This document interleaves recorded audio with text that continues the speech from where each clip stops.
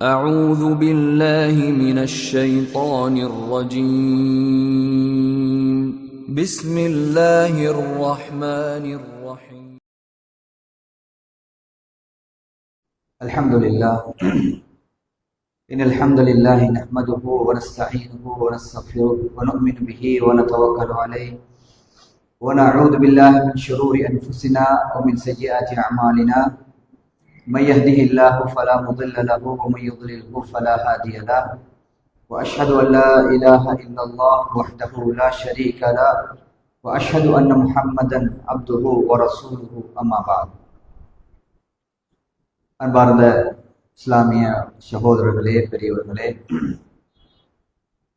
நாங்கள் இஸ்லாமிய மார்க்கத்தில் வரலாறில் உருவாகிய வழிகட்ட சிந்தனைகள், அவர்களை அடையாளம் காணுதல் என்ற ஒரு தலைப்பில் தொடர்ந்து ஒவ்வொரு செவ்வாய்க்கிழமையும் பேசி வருகிறோம். அதிலே சென்ற வாரம் நபி ஸல்லல்லாஹு அலைஹி வஸல்லம் அவர்கள் இஸ்லாமிய வரலாறில் உருவாக இருக்கின்ற வழிகட்ட சிந்தனைகள் சம்பந்தமான சில அடையாளங்களை பற்றிய சொன்ன செய்திகளை பார்த்தோம். அதே போன்று ரசூல் ஸல்லல்லாஹு அலைஹி வஸல்லம் அவர்கள் வழிகேடுகள் உருவாகின்ற பொழுது நேர்வழியில் பயணிப்பதற்கான அடையாளங்கள் என்ன என்பதை பற்றிய ஹதீஸ்களையும் ரசூல் ஸல்லல்லாஹு அலைஹி வஸல்லம் அவருடைய செய்திகளை நாங்கள் பார்த்தோம். அதைத் தொடர்ந்து இஸ்லாமிய வரலாறில் உருவாகிய வழிகட்ட சிந்தனைகளின் அடையாளங்கள் என்ற அமைப்பிலே அதனுடைய அடுத்த கட்டமாக இஸ்லாமிய வரலாறில் தோன்றிய வழிகட்ட சிந்தனைகளில் மிக பிரதானமாக ஆரம்பமாக உருவாகிய மிக முக்கியமான வழிகட்ட சிந்தனைகளில் ஒன்றுதான் ஹவாரிஜ் என்கின்ற சிந்தனை. இந்த சிந்தனையை நாங்கள் மிக ஆழமாக சரியாக தெரிந்து கொள்ள வேண்டும். ஏனென்றால் ஒரு பயங்கரமான, தற்பொழுது இந்த காலத்தில் இந்த சிந்தனை பெயரில் இல்லாவிட்டாலும் இதனுடைய அடையாளங்கள் நிறைய அடிக்கடி உருவாகின்ற ஒரு நிலைமையை எங்களுக்கு பார்க்கலாம். அந்த அடிப்படையில் இஸ்லாமிய வரலாறில் உருவாகிய வழிகட்ட சிந்தனைகளுடைய போக்குகளை பார்க்கின்ற பொழுது பெரும்பாலும் எல்லோருடைய சிந்தனையும் கிட்டத்தட்ட ஒரு சிந்தனையின் அடிப்படையில் உருவாகி இருக்கிறது. அதுல மிக முக்கியமாக ஹவாரிஜிகள், முஅ்தஸிலாக்கள், ஷியாக்கள், ஜஹமியாக்கள், முர்ஜியாக்கள் என்று சொல்லப்படுகின்ற பிரதானமான சிந்தனை போக்குகள் அன்று ஆரம்பித்தாலும் இன்றைய காலத்திலும் இதற்குரிய அடையாளங்கள் இருப்பதை எம்மால் பார்க்க முடியும். அதிலே ஹவாரிஜ் என்பவர்கள் யார்? அடிக்கடி பயான்களில் ஹவாரிஜ் சிந்தனை என்று சொல்லப்படுகின்ற இவர்களுடைய தோற்றம் எப்படி உருவாகியது, இப்பொழுது எந்த சிந்தனையில் இருக்கிறார்கள் என்பதை பற்றிய ஆழமான ஒரு அறிவு எல்லோருக்கும் இருக்கிறது. ஹவாரிஜ் என்ற சிந்தனையை பொறுத்த வகையில் இஸ்லாமிய வரலாறில் தோன்றிய ஆரம்பமான முதலாவது என்று சொல்லப்படுகின்ற அளவுக்கு பயங்கரமான ஒரு சிந்தனை போக்குதான் இவர்கள். ரசூல் ஸல்லல்லாஹு அலைஹி வஸல்லம் காலத்துக்கு பின்னால இஸ்லாமிய வரலாறில் அபூபக்கர் சித்திக் ரலியல்லாஹு தஆலா அவர்கள் ஆட்சி செய்தார்கள். அதற்கு பின்னால உமர் இப்னு கத்தாப் ஆட்சி செய்தார்கள். அதற்கு பின்னால உஸ்மான் இப்னு அஃபான் ரலியல்லாஹு தஆலா அவர்கள் ஆட்சி செய்தார்கள். நமக்கு தெரியும், இஸ்லாமிய வரலாறில் தோன்றிய பிரச்சனைகள்ல மிக முக்கியமானது ஃபித்னாக்கள். உஸ்மான் இப்னு அஃபான் ரலியல்லாஹு அவருடைய கொலைக்கு பின்னால், அவர்கள் கொலை செய்யப்பட்டதற்கு பின்னால் தோன்றியதுதான் இஸ்லாமுடைய முதலாவது ஃபித்னா. ரசூல் ஸல்லல்லாஹு அலைஹி வஸல்லம் அவர்கள் முன்னறிவிப்பு செஞ்ச ஃபித்னா உஸ்மான் இப்னு அஃபான் ரலியல்லாஹு தஆலா அவருடைய கொலைக்கு பின்னால் உருவாகியது. ரசூல் ஸல்லல்லாஹு அலைஹி வஸல்லம் அவர்களுடைய மிக முக்கியமான நபித்தோழர்கள் ஒருவர் தான் ஹுதைஃபத்துல் யமான் ரலியல்லாஹு தஆலா அவர்கள். நான் ஏற்கனவே சென்ற வாரம் நடந்த அந்த உரையிலே சொன்னேன், இவருக்கு பேர் சொல்லப்படும் சாஹிபு சிர், ரசூலுல்லாஹ்வுடைய ரகசிய தோழர். ரசூல் ஸல்லல்லாஹு அலைஹி வஸல்லம் பிற்காலத்தில் உருவாக இருக்கின்ற ஃபித்னாக்கள் பற்றி நிறைய தெரிந்து வைத்தவர்கள் தான் இவர்கள். உமர் இப்னு கத்தாப் ரலியல்லாஹு அன்ஹு அவர்கள் அடிக்கடி பிற்காலத்தில் ஏற்பட இருக்கின்ற ஃபித்னாக்கள் சம்பந்தமாக அடிக்கடி இவர்கள் கேள்வி கேட்பார். அந்த நேரத்தில் உமர் இப்னு கத்தாப் ரலியல்லாஹு அன்ஹு அவர்கள் ஒரு நாள் ஹுதைஃபா ரலியல்லாஹு அன்ஹு அவர்களை பார்த்து கேட்டார்கள், ஹுதைஃபா, ரசூல் ஸல்லல்லாஹு அலைஹி வஸல்லம் அவர்கள் இறுதி காலத்தில் உருவாகக்கூடிய ஃபித்னாக்கள் பற்றி உனக்கு சொன்னார்கள் தானே, அது சம்பந்தமாக எனக்கு சொல்லித்தாரேன் என்று கேட்டார்கள். அந்த நேரத்தில் ஹுதைஃபத்துல் யமான் ரலியல்லாஹு அன்ஹு அவர்கள் சொன்னார்கள், உமரே, உங்களுக்கும் அதற்கும் என்ன தொடர்பு இருக்கிறது, அதை பற்றி நீங்கள் கேட்காதீர்கள், அதை உங்களுக்கு என்ன சம்பந்தமும் இல்லை என்று சொன்னார்கள். திருப்பி உமர் இப்னு கத்தாப் ரலியல்லாஹு அன்ஹு அவர்கள் ஹுதைஃபா ரலியல்லாஹு அன்ஹு அவர்களை பார்த்து சொன்னார்கள், அதை சொல்லித்தார்கள். அந்த நேரத்தில் ஹுதைஃபா ரலியல்லாஹு அன்ஹு அவர்கள் சொன்னார்கள், இன்ன பைனஹா வ பைனக பாபன், அந்த ஃபித்னாக்களுக்கும் உங்களுக்கும் இடையிலே ஒரு பலமான ஒரு கதவு இருக்கிறது. அந்த கதவு உடைபட்டால் இந்த மார்க்கத்தில் இஸ்லாமிய வரலாறில் ஃபித்னாக்கள் உருவாகும் என்பதை சூஷகமாக ஹுதைஃபா ரலியல்லாஹு அன்ஹு அவர்கள் சொன்னார்கள். அதற்கு பின்னால உமர் இப்னு கத்தாப் ரலியல்லாஹு அன்ஹு அவர்கள் ஹுதைஃபாவை பார்த்து கேட்டார்கள், அயுஃப்தகுல் பாபு அம் யுக்ஸர், அந்த கதவு திறப்படுமா அல்லது அந்த கதவு உடைபடுமா என்று கேட்டார்கள்.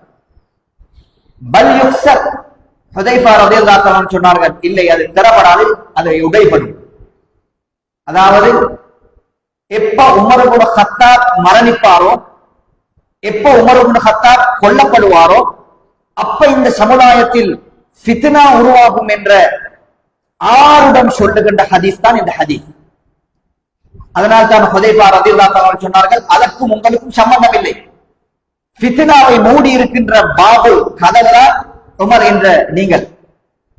பிற்காலத்தில் ஹுதைஃபா ரலியல்லாஹு அன்ஹு அவர்களிடம் சில சஹாபாக்கள் கேட்கிறார்கள், உமருக்கு தெரிந்திருந்ததா அந்த உபமானமாக சொல்லப்பட்ட கதவு உமர்தான் என்பது உமருக்கு தெரிந்திருந்ததா என்று கேட்ட பொழுது, இரவுக்கு பின்னால் எப்படி காலை பொழுது உருவாகும் என்பது தெளிவானதோ அது மாதிரி உமருக்கு அது தெரிந்திருந்தது என்று ஹுதைஃபா ரலியல்லாஹு அன்ஹு அவர்கள் சொன்னார்கள்.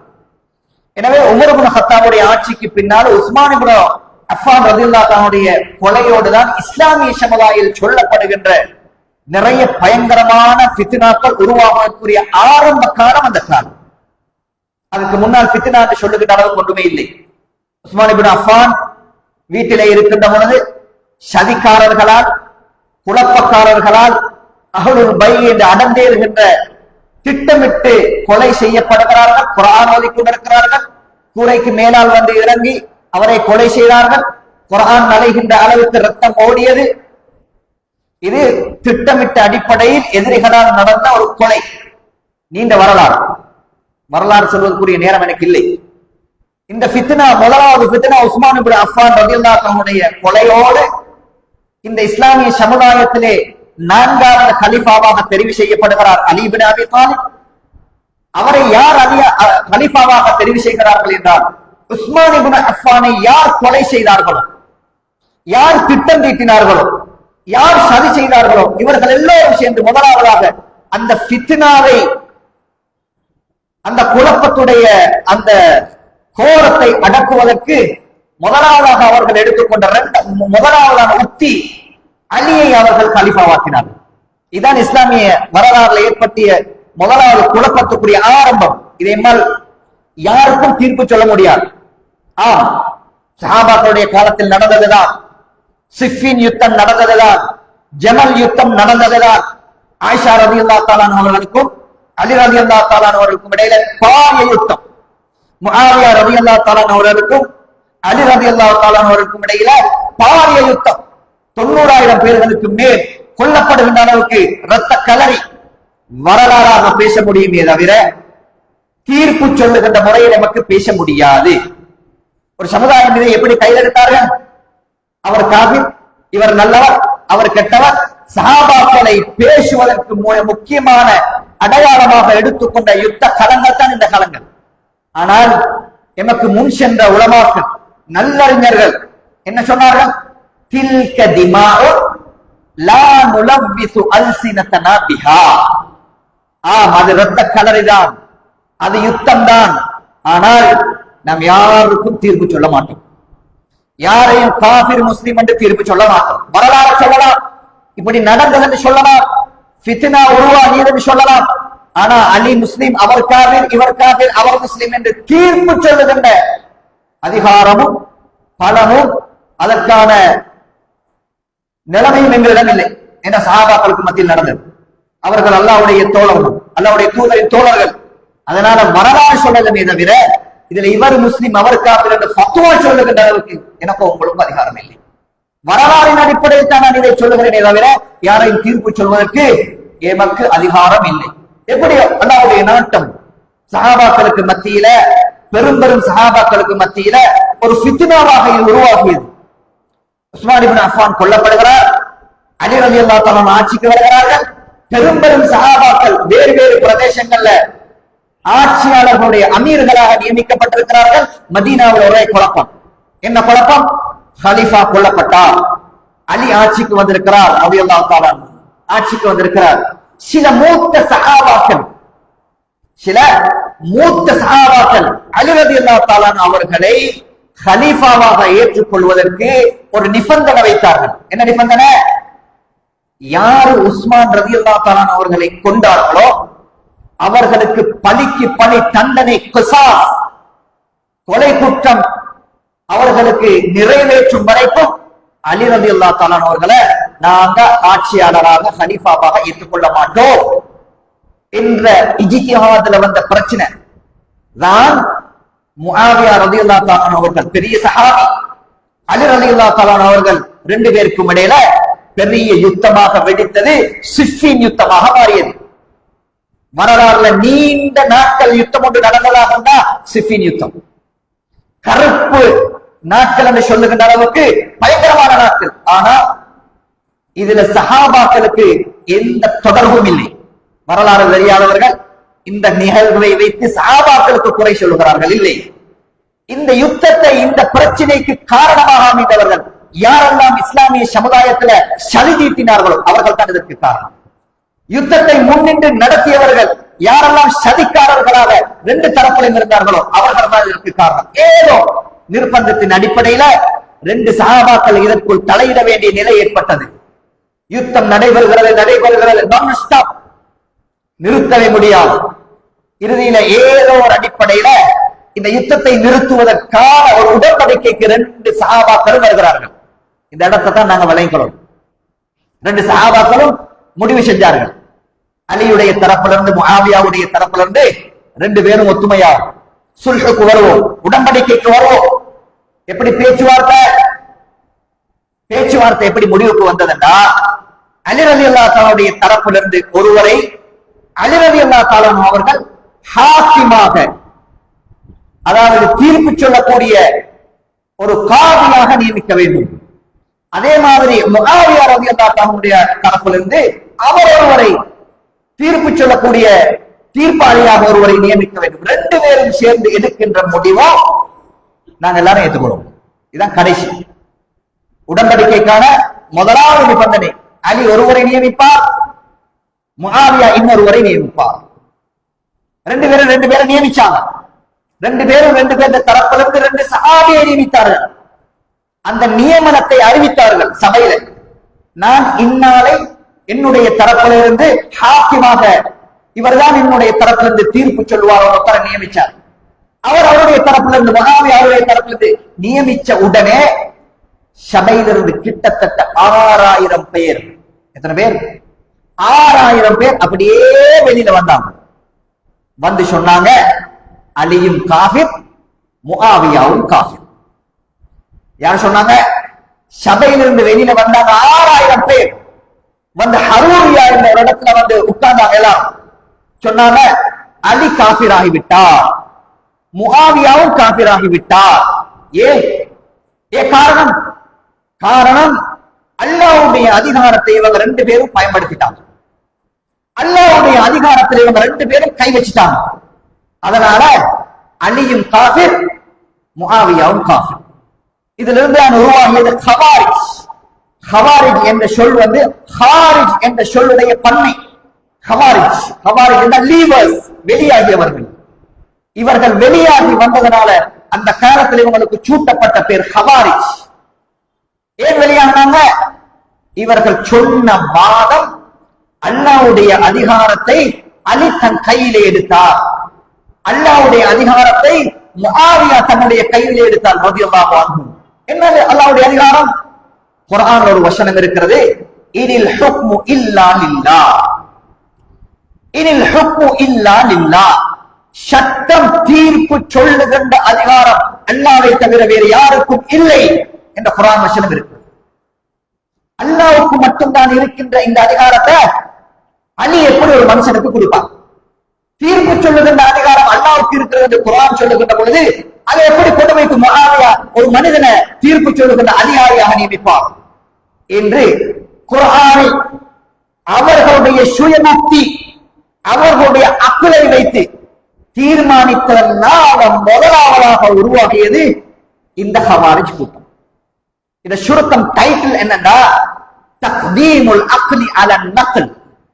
ஆதாரத்தையும் விட, குர்ஆன் வசனத்தையும் விட, ஹதீஸையும் விட யாரெல்லாம் பகுத்தறிவை முற்படுத்துவார்களோ அவர்கள் வழிகிடுவார்கள். வழிகேட்டுடைய முதலாவது தாய் எங்கிருந்து உருவாகும்? ஆதாரத்தையும் ஹதீஸையும் குர்ஆனையும் தாண்டி யாராவது தன்னுடைய சுயபுத்தியை யூஸ் பண்ணினா அவர் வழிகேட்டிலே போவார் என்பது இந்த வரலாறு சொல்கிறது.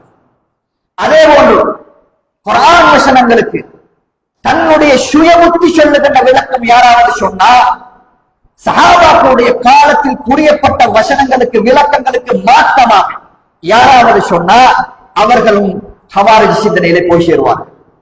அன்பான இஸ்லாம் உறவுகள் எல்லாருடைய நல்லடியார்களே, நன்றாக புரிந்து கொள்ள வேண்டும்.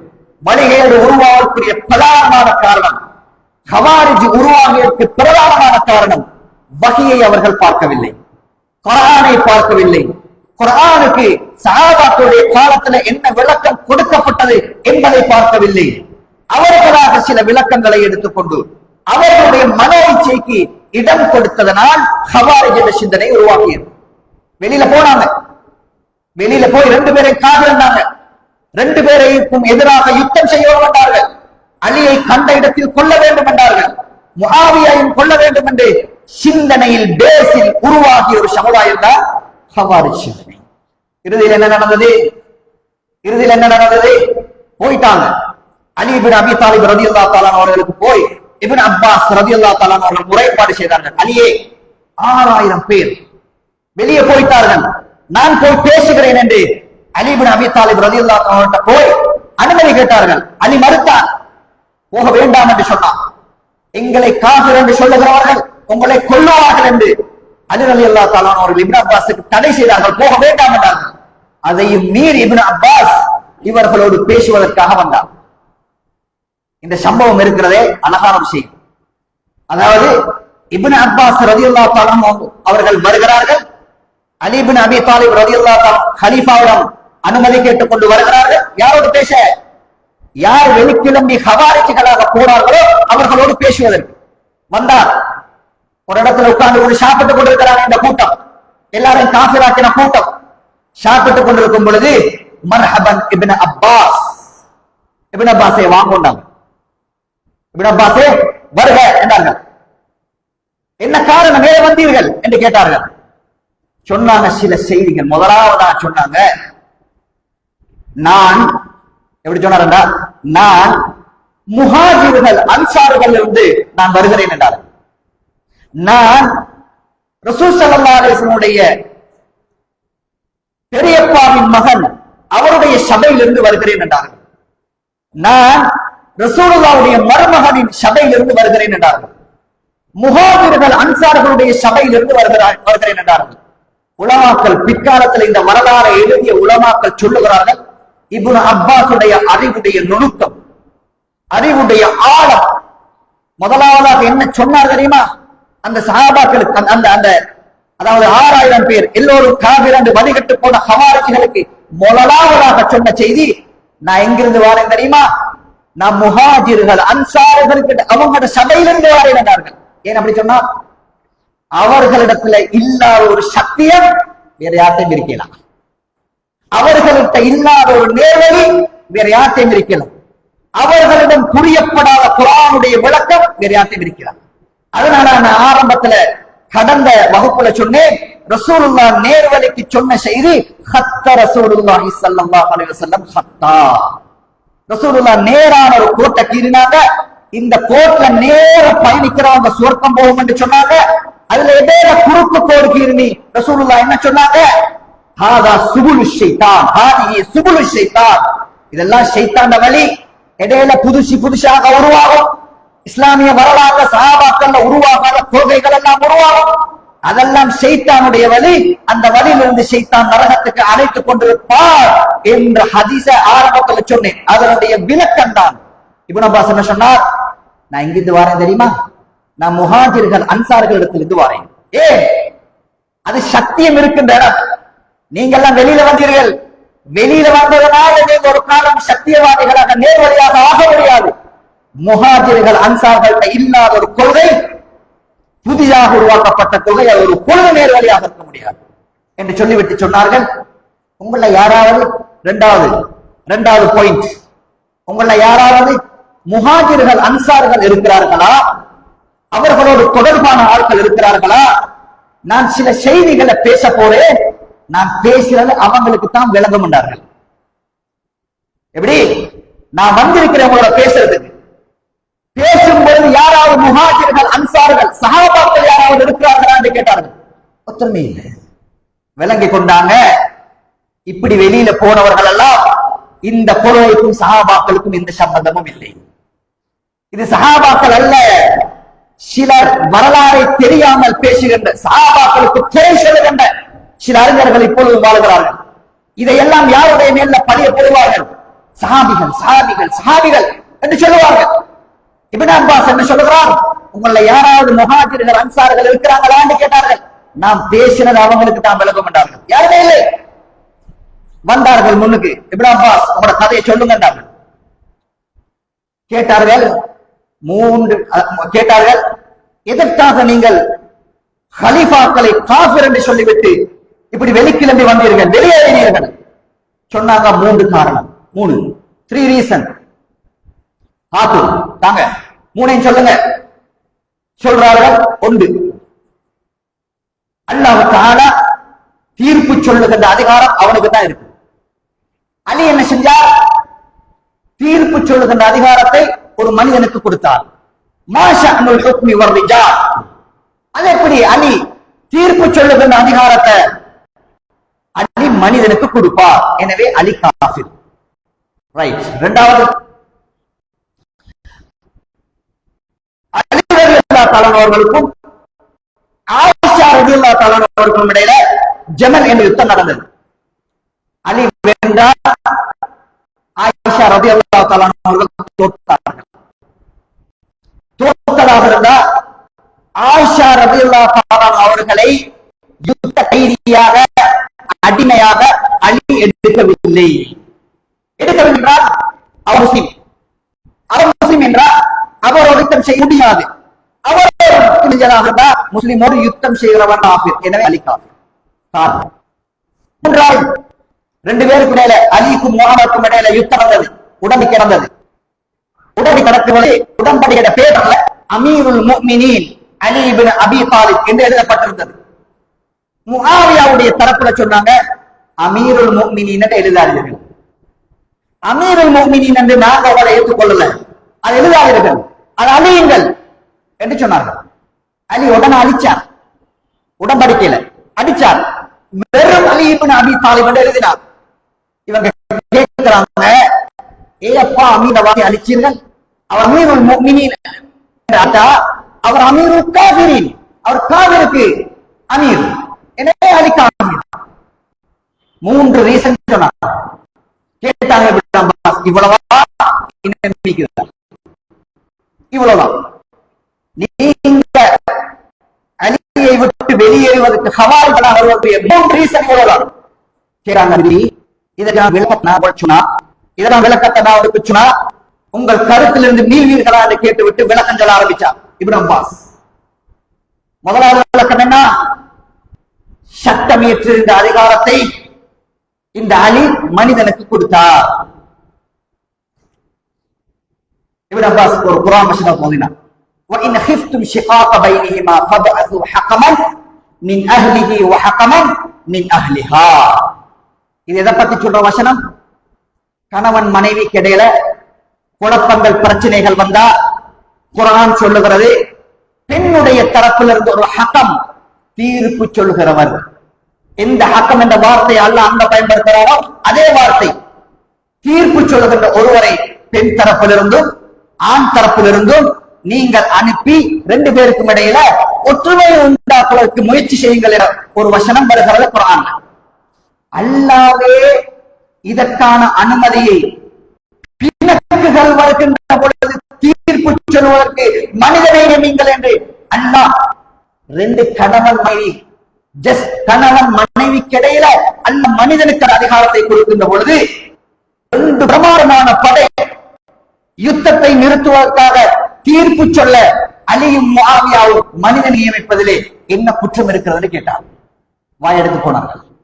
இரண்டாவது, ஆயிஷா நாயியை யுத்த கைதியாக ஏன் எடுக்கவில்லை கேட்டார்கள். ஆயிஷா நாயகி என்பவர் யார்? உங்களுடைய தாயை யுத்த களத்திலே நீங்கள் எதிரிகள் தரப்பிலிருந்து தாய் உங்களுக்கு கைதியாக பிடி வருகிறார்கள். தாய மனைவியாக்குவீங்களா? நீங்க தாயோட மனைவியா? தாய மனைவியாக்குவீர்களா? அது தாய். ஆயிஷா ரலியல்லாஹு அன்ஹா ரசூலுல்லாஹ்வுடைய மனைவி. யுத்த கைதி, பய கைதி என்ற சட்டம் அவர்களுக்கு இல்லை. நபிமார்களுடைய, அதாவது மனைவிகள் எங்களுடைய தாய் என்பது குர்ஆன் சொல்லுகின்றது. தாயை யுத்த கைதியாக எடுக்கின்ற அதிகாரம் உங்களுக்கு இருக்குதா? இல்லை. மூன்றாவது, ஏன் அமீருல் முஃமினீன் என்ற வார்த்தையை அளித்தார்? ரசூல் ஸல்லல்லாஹு அலைஹி வஸல்லம் அவர்களே ஹுதைபியா உடன்படிக்கையின் பொழுது சொன்னார்கள். ஹுதைபியா உடன்படிக்கையின் பொழுது காஃபிர்கள் என்ன சொன்னாங்க? உடன்படிக்கை எழுதுகின்ற பொழுது முஹம்மதுன் ரசூலுல்லாஹ்வுடைய தாளில் எழுதினாங்க. காஃபிர்கள் என்ன சொன்னாங்க?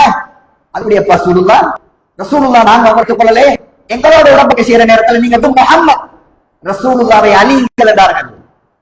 ரசூலுல்லாஹ் அழிக்க சொன்னாங்க, எழுதினவர் அலி. அழிக்க சொன்னாங்க, அலி அழிக்கவில்லை. ரசூலுல்லாஹ் சொன்னாங்க, ரசூலுல்லாஹ் அந்த இடத்தை எங்க எழுதிக்கிறத காட்டுங்க. ரசூலுல்லாஹ் கையால் அழிச்சாங்க.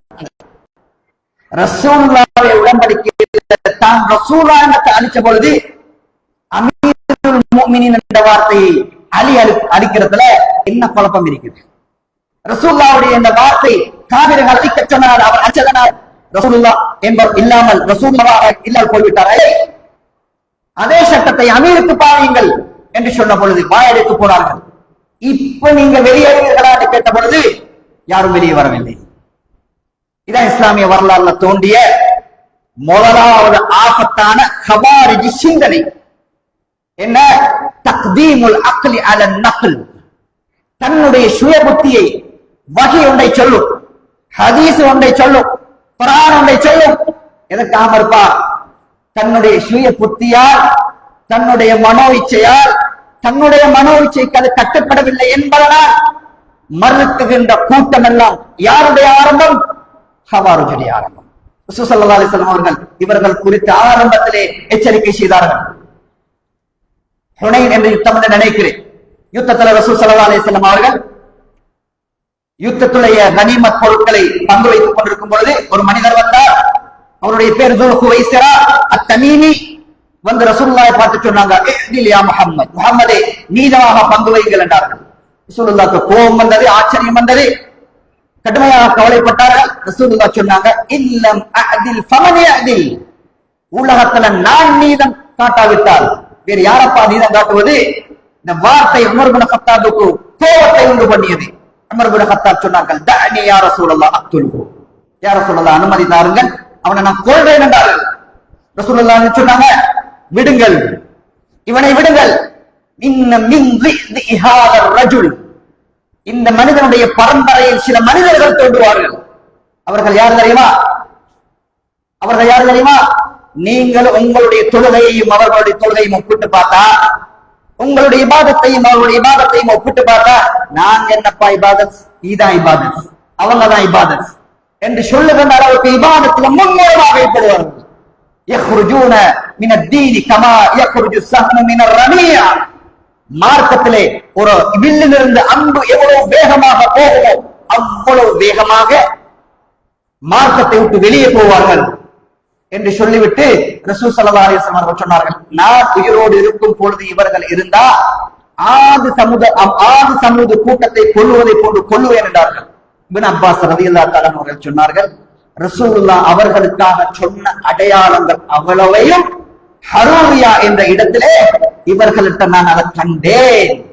அலியோடு நடந்த யுத்தத்தில் இவர்கள் எல்லோரும் கொல்லப்பட்டார்கள் என்ற செய்தி வரலாறு எங்களோட விஷயம். அன்பான இஸ்லாமிய உறவுகளே, அல்லாஹ்வுடைய நல்லடியார்களே, எனவே நேர்வழி என்பது தெளிவானது. எப்போ ஒரு மனிதன் இந்த மார்க்கத்தில் வகைக்கு முக்கியத்துவம் கொடுக்காமல் தன்னுடைய மனோ இச்சைக்கு இடம் கொடுப்பான், வகையை புரிந்து கொள்கின்ற விஷயத்தில் சிலருக்கு இப்படி பேசினா சிலருக்கு ஒரு கோபம். நீங்க என்ன சஹாபாக்களை பின்பற்ற சொல்றா? சஹாபாக்களை பின்பற்ற யாரும் சொல்லவில்லை. சஹாபாக்களை பின்பற்ற சொல்லி மார்க்கத்தில் சட்டமும் இல்லை. ஆனா சஹாபாக்கள் விஷயத்தில் குர்ஆனுக்கு விளக்கம் சொல்லுகின்ற விஷயத்தில் குர்ஆனுக்கு விளக்கம் சொல்லுகின்ற அந்த இடங்களில் சஹாபாக்களுக்கு தெளிவான ஒரு கருத்து இருக்குமாக இருந்தால் அதைத்தான் எடுக்கணும். இப்னு அப்பாஸ் ரலியல்லாஹு தஆலா அவர்கள், இப்னு மஸ்ஊத் ரலியல்லாஹு தஆலா அவர்கள் சொல்லுகிறார்கள், என்ன சொல்கிறார்கள்? வழிகட்ட சிந்தனைகள் உருவாகி இருக்கக்கூடிய மிக முக்கியமான காரணம் குர்ஆனுடைய வசனங்களுக்கு அவர்கள் நினைத்ததை போன்று அவர்களுடைய பகுத்தறிவு சொல்லுகின்ற விளக்கம் சொன்னார்கள். சொல்லிவிட்டு சொன்னார்கள், குர்ஆனுடைய ஒவ்வொரு வசனமும் எப்ப இறங்கியது, எந்த சூழலில் இறங்கியது, யாருக்கு இறங்கியது என்பதை 100% நாங்கள் தெரிந்து வைத்திருக்கிறோம். அதனால ஹவாரிஜிகள் குர்ஆன் வசனத்துக்கு தவறாக விளக்கம் சொன்னதனால பெருமாண்டமான ஒரு வழிகட்ட அமைப்புகள் உருவாகியது. அதனால நான் சொல்றோம், முஹாஜிர்கள் அன்சார்கள் இவர்களிடத்தில் இல்லாத ஒரு கொள்கை இடையில வந்தது எல்லாமே ரசூல் ஸல்லல்லாஹு அலைஹி வஸல்லம் அவர்கள் சொன்னதை போன்று இந்த மார்க்கம் ஒரு காலம் இடையில் உருவாகாது. இதற்கு ஆரம்பம் என்று ஒன்று இருக்கிறது, முடிவு என்று ஒன்று இருக்கிறது. ஆரம்பம் ரசூலுல்லாஹ்வுடைய அந்த கோட்டுடைய ஆரம்பம். ரசூலுல்லாஹ் உலகத்துல வாழ்கின்ற பொழுது சஹாபாக்களுக்கு மத்தியில எந்த கொள்கை பரவலாக இருந்ததோ அது மட்டும்தான்.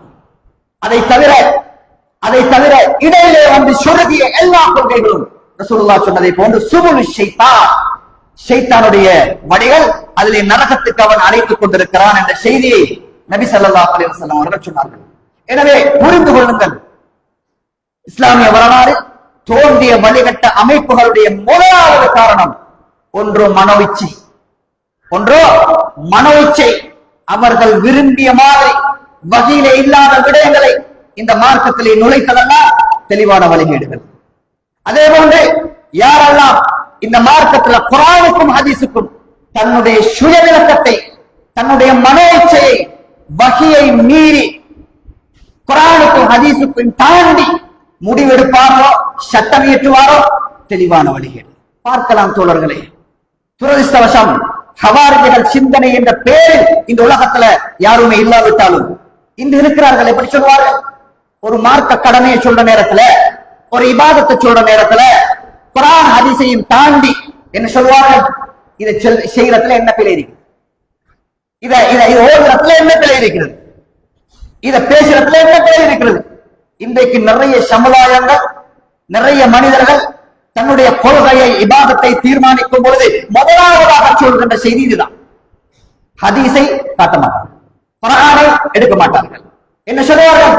இதை செய்யறதுல என்ன தவறு, இதை நடைமுறைப்படுத்துறதுல என்ன தவறு, திக்ர் தானே சொல்றோம், ஸலவாத் தானே சொல்றோம், துஆ தானே ஓதுறோம் என்று இந்த மார்க்கம் குர்ஆனின் ஹதீஸின் மூலம் நிறுவப்பட வேண்டியது அவருடைய சுய புத்திக்கு எதெல்லாம் சரியாக மார்க்கமாக இருக்கிறதோ அதை நடைமுறைப்படுத்துகின்ற ஒரு சமுதாயம் இன்றும் உலகத்தில் இருக்கிறார்கள். யாருடைய ஆரம்பம்? ஹவாரிஜுடைய ஆரம்பம்.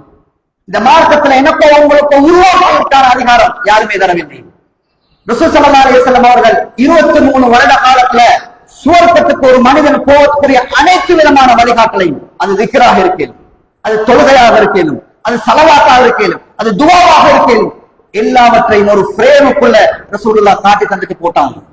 அதை இருக்கிறத நடைமுறைப்படுத்திக் கொண்டு போறது மட்டும்தான் எனக்கும் உங்களுக்கும் உள்ள கடமையை தவிர நானோ நீங்களோ என்னுடைய புத்தியில உருவாகியதை அது சரிதானே, அது அழகுதானே, அது பசுந்துதானே, அது நல்லந்தானே, அது நன்மைதானே என்று தீர்மானிக்கின்ற அதிகாரம் எனக்கும் உங்களுக்கும் இல்லை. அது யாருடைய சாயல்? கவாரிகளுடைய சாயல், முத்தசிலாக்களுடைய சாயல், ஷியாக்களுடைய சாயல்.